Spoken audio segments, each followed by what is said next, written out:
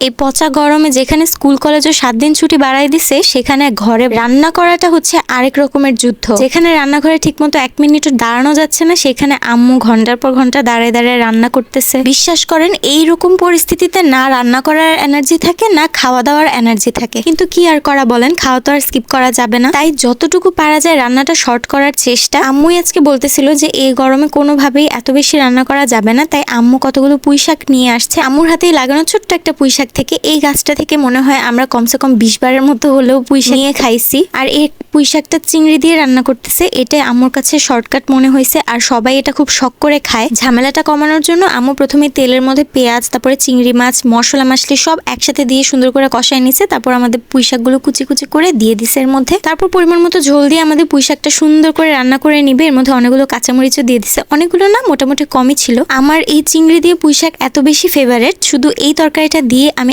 আরামে খেয়ে উঠে যেতে পারবো, আমার আর কিচ্ছু লাগে না, বিশ্বাস করেন। আর তারপর আম্মু শর্টকাটে আমাদের ডালটা কুকারে রান্না করে নিছে, প্রেসার কুকারে। আর তারপর চুলার মধ্যে নিয়ে তারপর বাগারটা দিয়ে দিছে। গরমে চুলার সামনে দাঁড়ায় ভিডিও করার কোনো অবস্থাই নাই, তার জন্য পুরোপুরি রেকর্ড করা হয় নাই। আর এইটা হচ্ছে আমাদের আজকে স্পেশাল খাবার, আমাদের সবাই অনেক বেশি পছন্দ করছি এই খাবারটা। মলা মাছের শুটকিটাকে আম্মু এত ম্যাজিক্যাল ওয়েতে রান্না করছে, আমি জাস্ট খেতে খেতে অস্থির। আপনারা যদি খুব শর্টকাট ওয়েতে একদম মজাদার মলা শুটকির ভুনা করতে চান, তাহলে এই ভিডিওটা কিন্তু দেখতে পারেন। আম্মু কতগুলো শুটকি মাছ নিয়ে টেলে নিছে, আর তারপর চুলা বন্ধ করে পানি দিয়ে ধুয়ে নিছে সুন্দর করে। এভাবেই রান্না করতে হবে। আর তারপর কড়াই তেল নিয়ে নিছে, আর এর মধ্যে দিয়ে দিবে অনেকগুলো পেঁয়াজ কুচি, আর অনেকগুলো রসুন কুচিও দিয়েছে। আর আজকের এই শুটকির ভুনাটা কিন্তু আম্মু আলু দিয়ে করবে। নর্মালি আমি আলু দিয়ে শুটকি ভুনা করলে এত বেশি খাই না, কিন্তু আজকে এত বেশি মজা হয়েছিল, মানে পুঁই শাকটা যতটা ভালো লাগছে আর আজকের এই শুটকিটাও ততটাই ভালো লাগছে। এখানে তো দেখলেনই আম্মু রসুন আর পেঁয়াজটা দেওয়ার পরে অল্প একটু কাঁচামরিচ কুচি দিয়ে নিছে,